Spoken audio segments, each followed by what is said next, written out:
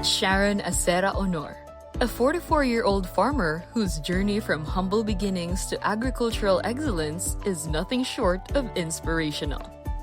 Sharon's story is deeply rooted in her upbringing, where she was exposed to the intricacies of farming from a young age.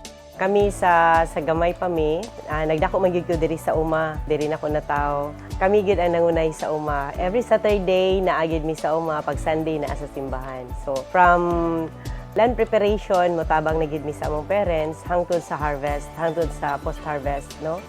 Kay mo man amo ang source of income ang farming. So proud anak sa usa ka farmer.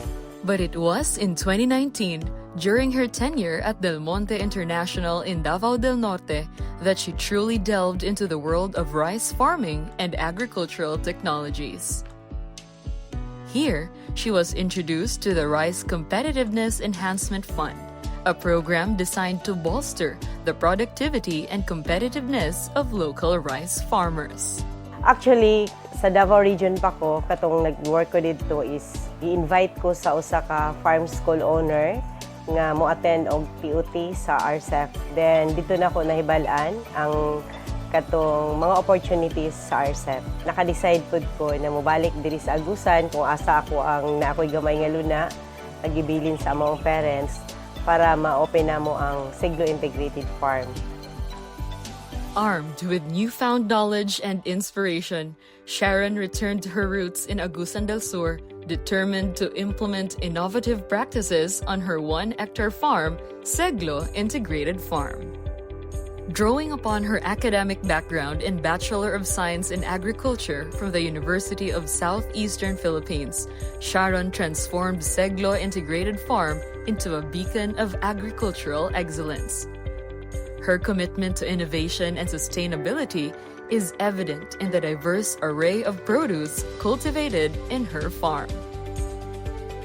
However, Sharon's journey has not been without challenges. When her rice crops fell victim to stem borer infestations, threatening her harvest and livelihood, Sharon sought solutions from the Department of Agriculture. Sa stem borer is grabe gyud ang effect ana sa farmer once maka-infest sa ato ang sabasakan. Nag-consult ko with the agricultural technologists from Municipal Agriculture Office of Trento, Agusan del Sur. I-introduce nila sa ako katong Trico card nga mooy mo control sa stem borer. So naaman galing ang infestation sa stem borer pero dili ing ana kadaghan. So dako kay tabang ang taga-Municipal Agriculture Office at the same time ang regional research nato nga na-allocated sa Trento kung asa ko nagapangayo o ginagamit na ko nga mga biocontrol agent sa akong basakan. As Sharon looked towards the future, her vision for Seglo Integrated Farm extends far beyond its physical boundaries. Through her role as a TESDA trainer and assessor, Sharon continues to impart her knowledge and expertise to aspiring farmers, ensuring that her legacy of agricultural excellence endures for generations to come.